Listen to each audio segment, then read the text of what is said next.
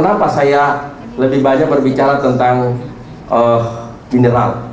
Karena nanti akhir dari paparan saya ini, saya ingin menjelaskan secara gamblang apa sebetulnya KEK itu dan apa yang dilakukan gubernur di depan presiden untuk mengusulkan Sulawesi Tenggara menjadi kawasan ekonomi khusus bidang pertambangan. Ya, jadi kita lihat tahun 2008 ini biji nikel kita sekitar 2 juta lebih weight metric ton. 2009 mengalami peningkatan, 2010 terus mengalami peningkatan, sudah sampai 3 juta. Ferronikel kita tahun 2008 memang agak tinggi karena waktu itu harga nikel lagi bagus. 2009 sedikit menurun, 2010 terus menurun. Mudah-mudahan 2011 akan meningkat. Emas kita tahun 2009 ini dilaporkan hanya 153 kilo. Sekarang ini sudah 197.410 kg.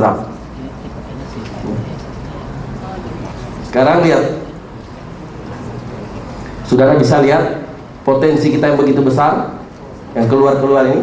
Berapa pendapatan kita? Royalti kita tahun 2008 dapat 6 miliar, 2009 3 miliar, 2010 hanya 4 miliar.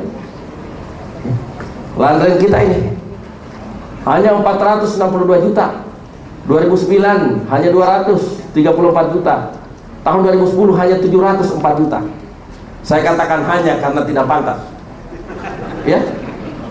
Sumbangan pihak ketiga, ya, saya tidak minta dipuji, tapi ini terjadi setelah saya dan Pak Saleh Tatang menjadi gubernur.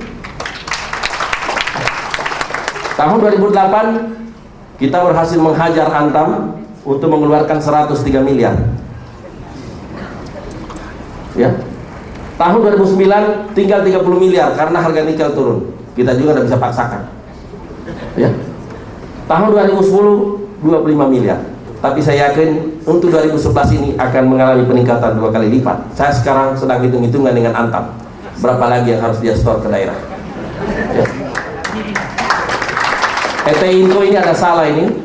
Ini tahun 2009 1,5 miliar, 2010 sebetulnya ini ada 7 miliar di situ bantuan untuk rumah sakit.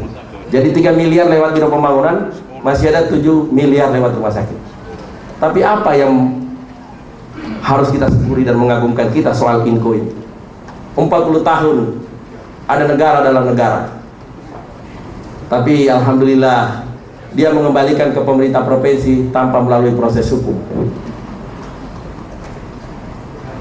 Lobby dan koordinasi yang kita lakukan inilah lahan kita seluas 65.000 hektar sekarang ini sudah dikembalikan, dan investor baru untuk ini sudah siap untuk menanamkan modalnya sebanyak 2 miliar dolar. Kesepakatan antara pemerintah provinsi dengan mitra baru terhadap Inco ini, ya, mumpung kita lagi bicara Inco, mitra baru akan menyediakan $2 per ton ore, ya, dan saham 10%. Saham ini adalah saham pre-carry, saham yang diberikan kepada kita tanpa kita harus menyetorkan uang. Di dalam hukum dagang itu setiap saham harus di-store. Ini kita tidak store saham. Kenapa? Karena kita punya potensi. Jadi kalau 2 miliar dolar berarti kita punya saham di dalamnya 200 juta dolar. 200 juta dolar itu berapa? 1,8 triliun. Hitungan-hitungan kasar, pabrik yang akan dibangun oleh mitra kita ini memerlukan ore 8 juta kubik, 8 juta ton setiap tahun. Jadi kalau dia 8 juta ton kali $2 saja, harga biji nikel kita sudah ada 16 juta dolar. 16 juta berarti sudah ada 150 miliar dari ore biji nikel. Kemudian dari analisis kelayakan pabrik itu, saya melihat mereka memprediksi akan bisa mendapatkan keuntungan sekitar 8 triliun setiap tahun dari produksi nikel yang akan dibangun melalui pabriknya.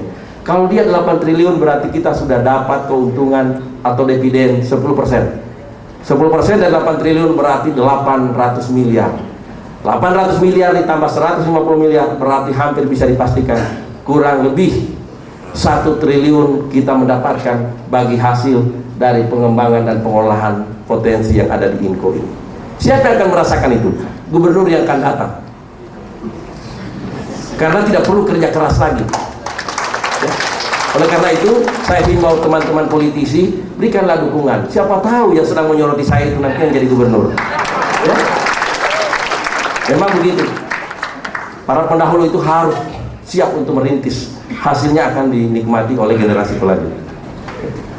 Nah, perusahaan lain kita dapat tahun 2009 4 miliar, tahun 2010 kita dapat 10 miliar. Semua ini kita menggunakan regulasi lokal. Apa regulasi lokal? MOU. Ini modalnya MOU. Ini tidak ada undang-undangnya ini. MOU didukung oleh Perda dan Pergub. Konsultasi kita dengan Departemen Dalam Negeri, Departemen Keuangan itu dibenarkan. Jadi tidak ada PP-nya ini. Artinya ini adalah kearifan lokal, kebijakan yang ditempuh oleh pemerintah daerah sendiri sehingga bisa menciptakan ini. Dan masih banyak lagi terobosan-terobosan yang sedang kita persiapkan. Ya.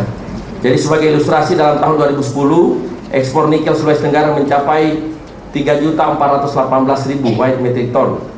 Seharusnya penerimaan daerah dari sektor biji nikel ini kurang lebih sekitar 3.418 US dollar atau kurang lebih 30 miliar. Ini kita kehilangan.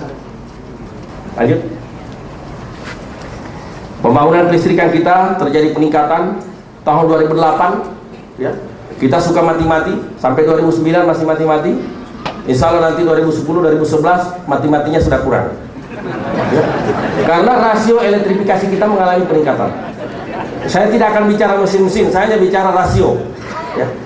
Jadi rasionya dari 37,16 2009 mengalami peningkatan sampai 41, 2010 43. Ini artinya ada penambahan daya.